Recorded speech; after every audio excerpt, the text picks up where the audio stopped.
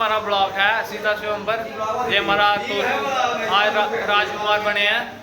आपने कौन सा डायलॉग मारना है उधर? आया हूँ जंगल से खाके कबूतरी, सीता सीता नहीं मिली तो रह जाऊंगा। नहीं चलो आपको पूरा स्वयंवर दिखाएंगे हम ब्लॉग में, आगे देखते चलो। अगर हमसे कोई गलती होगी हो तो माफ़ कर देना। आप सभी के सामने सीता स्वयंवर स्टार्ट हो चुका है।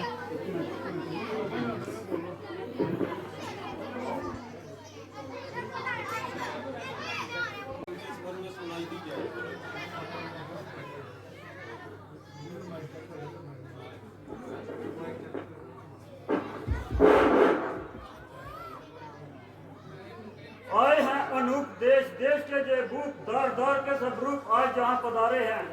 योद्धा बलकारी वीर पुरुष धनुषधारी आए करके सब तैयारी राजा जन के दरबारे हैं। पड़ी है कमान जिसे हो गया अभिमान, उठे शक्ति जवान पल देखने आए तुम्हारे हैं।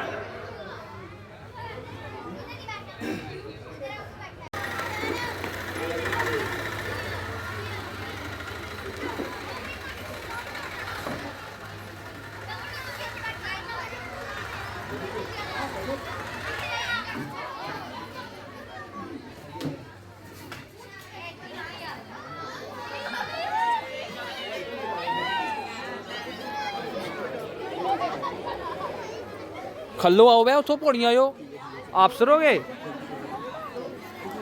बे पौड़ियां जो आंदे गया।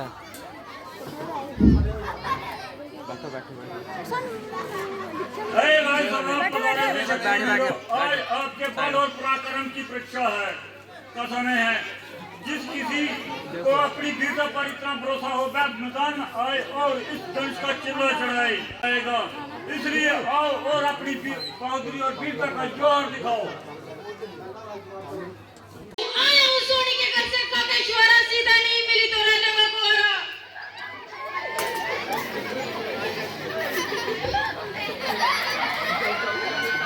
और लिख सकट की तरह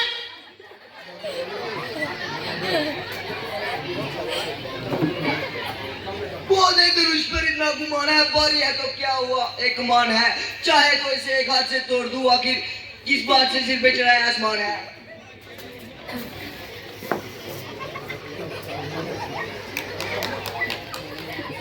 क्या था राजा? कौन सा था राजा?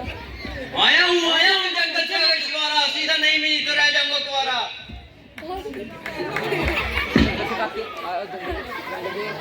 आया हूँ जंगल से राजा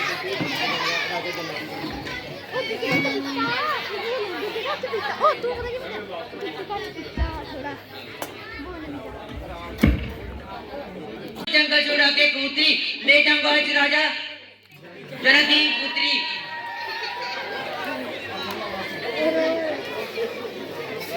छोटे को बोल गया डायलॉग। आया हूँ स्कूल के पीछे से काके मूली, सीता नहीं मिली चढ़ जाऊंगा सूली।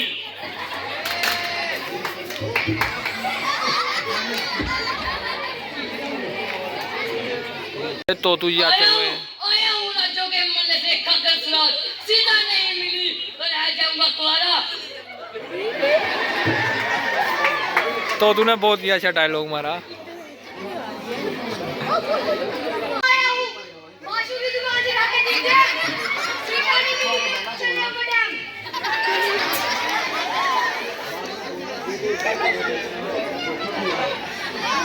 आया हूँ जंगल से काके कबूतरी, सीधा नहीं मिली तो कह जाऊंगा। लैंड के जना उतरी।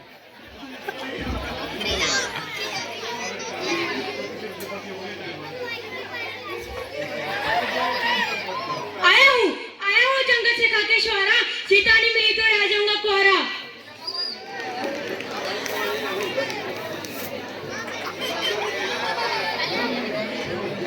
अरे ये क्या, राजा जनक ने तो हमारे साथ धोखा किया है।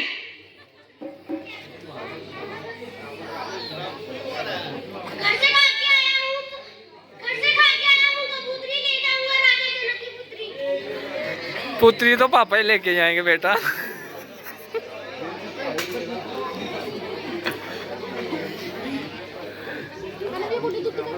सबने लगाया जो नाकाम हो गए।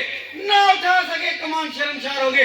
उठने की देर है मेरी सॉल्यूशन में, देखो इसके टुकड़े 3-4 होंगे।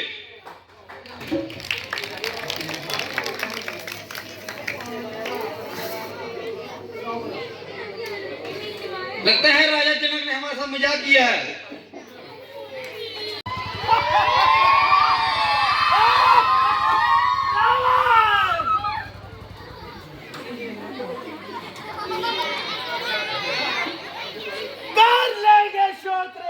कर लेंगे शोत्रे हर एक काम को, कौन जानेगा दुनिया में रावण के नाम को।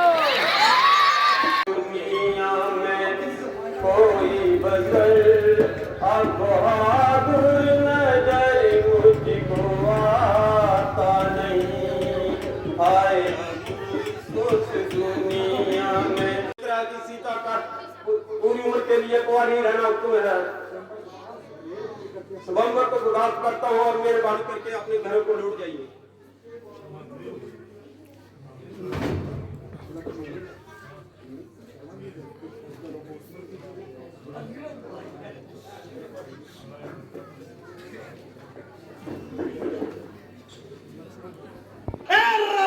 जुबान को संभाल और मुंह संभाल के कलाम कर, अन्यथा अन्यथा गली में गंडियार हो जाएगा और ये समंदर का मैदान खून से लाल हो जाएगा।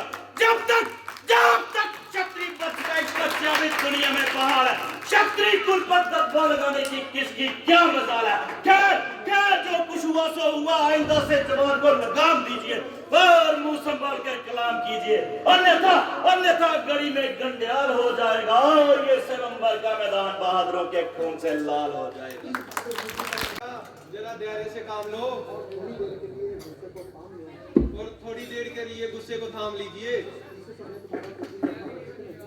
इस समय तुम्हारा कुछ भी करना उचित नहीं, ये लड़ने भिड़ने का वक्त नहीं है। राजा जनक ने स्वयंवर का सम्मान किया है, ना कि जंग का ऐलान किया है। इस समय तो वह बेचारे खुद निराश हो रहे हैं, क्योंकि उनकी कामनाओं का कार्यभंग हो रहा है। तुम्हारी बहादुरी में कोई शक नहीं है।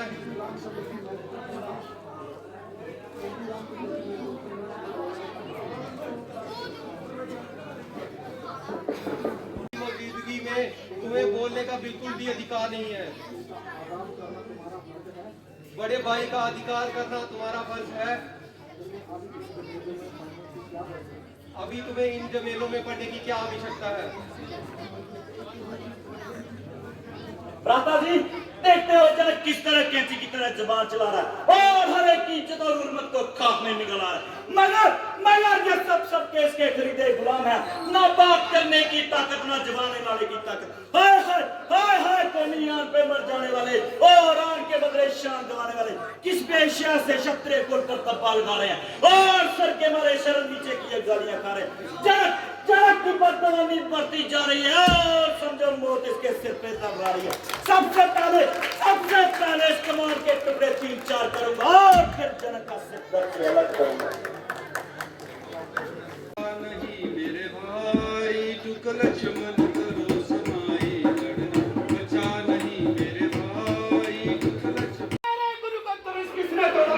सिगरों से मेरे सामने लाओ और अभी मेरे लो तो जान से मारूंगा और हर एक को मोड़ के गाड़ डालूंगा। शायद परशुराम को भूल गए और तब बते भूल गए।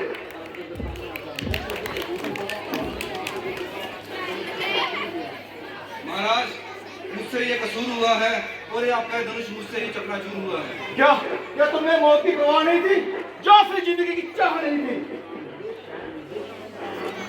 बेशक खताबाद हूँ, जो सजा देंगे सजाबाद हूँ। अच्छा अभी बताता हूँ और इस बात का मजा चलाता हूँ।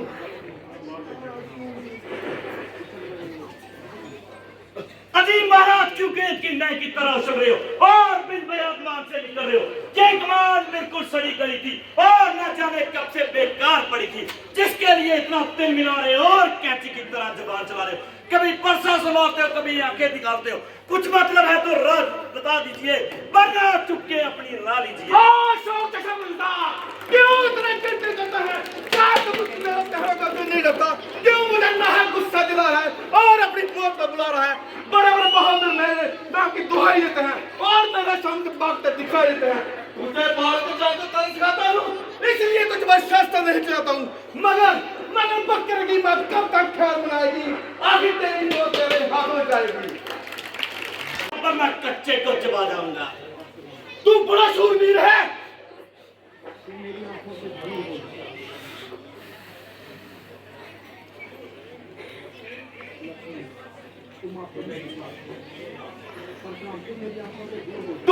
मेरी आंखों से दूर हो जा। इसका इलाज तो बिल्कुल आसान है। तुम अपनी आंखें बंद कर लो, तुम्हारे लिए चारों तरफ। तू मुझे दिखाई ना दे, बल्कि तेरी आवाज मेरे कानों में सुनाई ना दे। इसका इलाज भी बिल्कुल आसान है। कानों में उंगलियां दे लो, चारों तरफ सुनसान है। तू बड़ा शूरवीर है। आदमियों की तरह बात कर, वरना इधर मेरे हाथ में भी तीर है। ओ बेजुबान, अभी तक तुम तेरा तीर कमान। महाराज, आप इसकी बातों पे ना जाइए, जरा गुस्से को जब्त फरमाइए।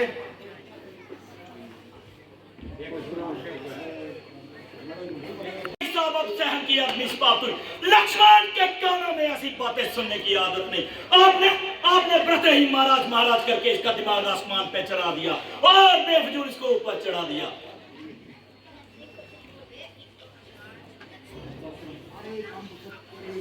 अरे कब है तेरे सिर पे गंजा हवा समाई है। मालूम होता तेरी मौत तेरे मेरे हाथों आई है। बड़े बड़े शूरवीर मेरे नाम की दुहाई देते हैं, बल्कि मेरे सामने से भागते दिखाई देते हैं। बड़े से सपने मेरे हाथों मारे गए और कुछ मौत के गाड़ तारे गए। जो सामने आया वो कदापि जीवित न जाने पाया। जब ऐसे बच्चे की क्या विशाल है। तेरे अभी तेरा पता हिला दूं तो तेरे जैसे मुंह पे लाकर सुना दूं, मगर क्योंकि तेरा कोई कसूर नहीं, इसलिए तेरी जान लेना मुझे मंजूर नहीं।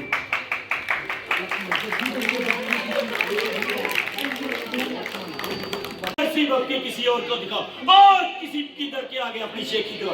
मेरे सामने तुम्हारी दाल नहीं गलेगी और इस पानी में तुम्हारी दाल नहीं गलेगी, बल्कि बाकी आज तक तेरा किसी से पाला ही नहीं पड़ा। कोई बुज़दिली होगा जो तुम्हारे सामने नहीं आया। ऊपर से भाई साहब की नरमी ने तेरा काम बिगाड़ दिया और फिजूल तेरा दिमाग हाथ फाड़ दिया। अच्छा, अगर कुछ मुआवजा नहीं आ मुझे भी तीर कमान करेगा, अच्छा मौका मिल जाएगा। परंतु लक्ष्मण पहले तुम इनको अधिक ना सड़ाओ, जरा यहाँ इधर हो जाओ। जरा आप भी गुस्से को थाम लीजिए और मेरे साथ कलाम कीजिए। पहले उसको मेरी आंखों से दूर ले जाओ और जहां से कफूर कर दो। इसका इलाज तो मैं पहले ही बता चुका हूँ। देखो मैं फिर बोलता है और नारंग रस में पिस बोलता है। महाराज, अब वो कहने से मेरे नर्म हो गया। कहिए क्या आ गया है? क्या वास्तव में ये तुम्हारा ही कसूर है? बेशक जो दंड आप दें वो मुझे मंजूर है। मुझे निश्चित है जो दोष तुमने उठाया है। तो आपने भी मेरा बल कब आजमाया है? चिल्ला चढ़ाकर मेरा इम्तिहान कीजिए। लीजिए महाराज, इसका चिल्ला चढ़ गया। बस महाराज, अब उतार लीजिए। महाराज, पर मेरा इत्मीनान तो नहीं हुआ। आपका इत्मीनान कैसा? मेरा इत्मीनान ऐसा कि मेरा तीर जब कमान पर चढ़ जाता है तो बिना किसी की जान लिए वापस नहीं आता। ये अब किसी की जान लेगा? आपकी और किसकी? नहीं महाराज, रहम कीजिए, मैं मर जाऊंगा। नहीं महाराज, एक तीर तो आपको सहना ही पड़ेगा। वाह, क्या बात कही। एक तीर दूसरे की तो नौबत नहीं आएगी।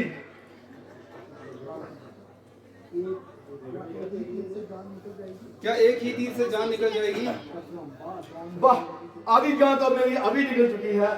चुका, जरा पर्चा तो उठाइए, अपने जोहर तो दिखाइए।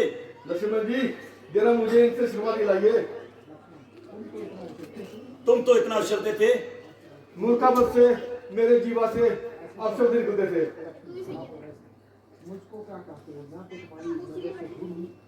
अब मुझको क्या कहते हो?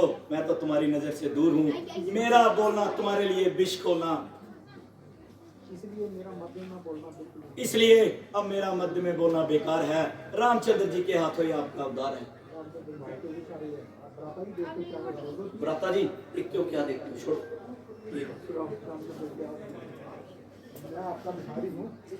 महाराज, मैं आपका भिखारी हूँ, मुझे जीवन दान दीजिए और मुझ पर एहसान कीजिए।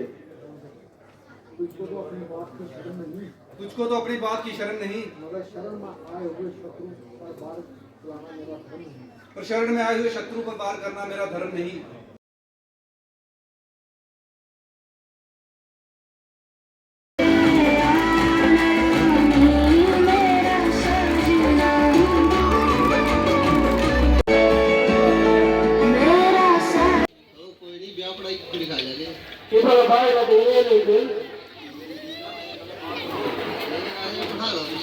काले बड़े पीके नहीं है, पकौड़े खाई लो, पकौड़े खाई लो, छोटा मिले नहीं मिले है। चलो पहले क्या अपना मिले बाहर कर देंगे और अच्छा है कर गई।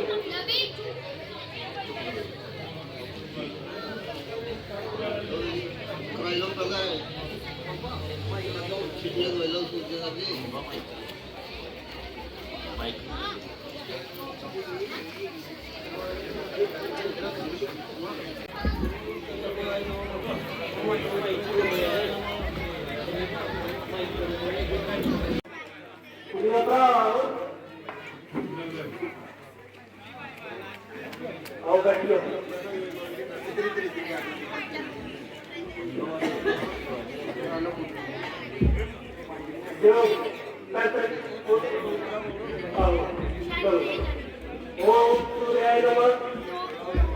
पानी में क्यों लो पहले? चलो बोलो, मैं तो सीखने लगा ना। ओम चंद्रदेवाय नमः स्वाहा, ओम सूर्यदेवाय नमः स्वाहा, ओम सूर्यदेवाय नमः स्वाहा, ओम ब्रह्मदेवाय नमः स्वाहा।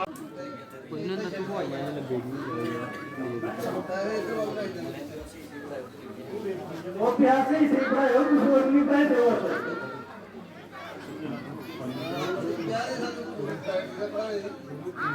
अपना भी चेता नहीं, पता चेता नहीं।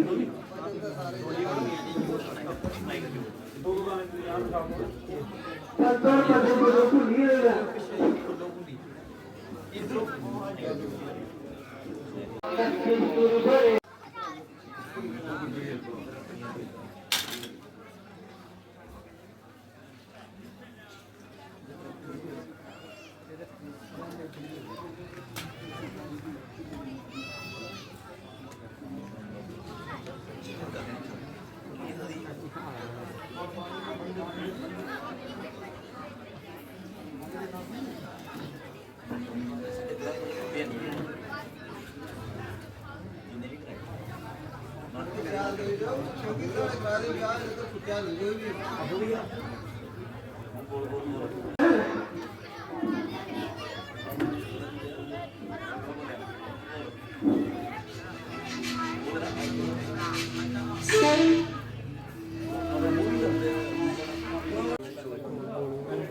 ये क्लियर वाओ